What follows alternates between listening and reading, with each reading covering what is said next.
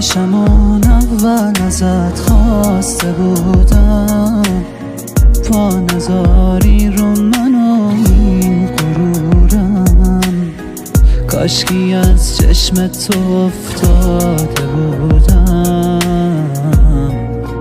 هی کاش نبودم من به اون عشقت گرفتار نبودم، رو صدای خندت حساس نبودم، انقدر اون چشمای تو خاص نبودن، ناز نبودن.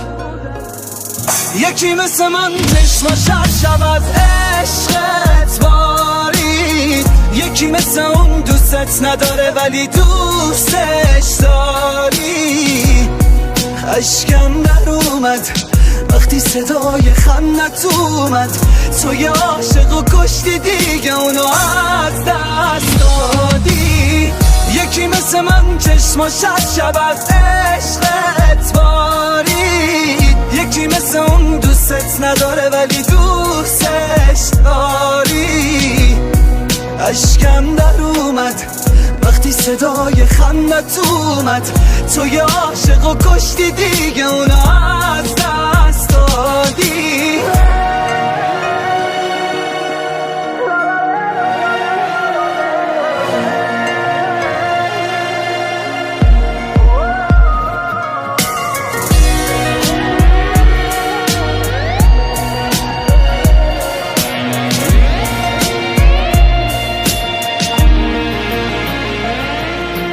کاش نبودم، کاش همون اول تو رو شناخته بودم، دلو نباخته بودم، ساخته بودم چی ساخته بودم از عشق تو، و کاش بدونم کی توفانت اومد. کاش نبودم.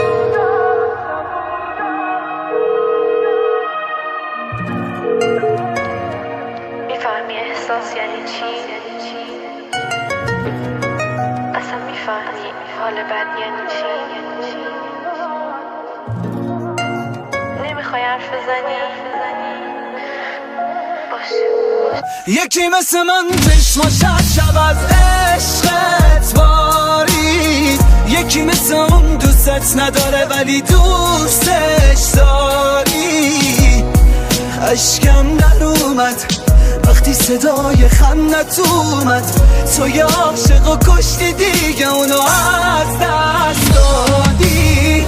یکی مثل من چشماش هر شب از عشقت بارید، یکی مثل اون دوستت نداره ولی دوستش داری. اشکم در اومد وقتی صدای خندت اومد، تو یه عاشق و کشتی دیگه اونو از دست دادی.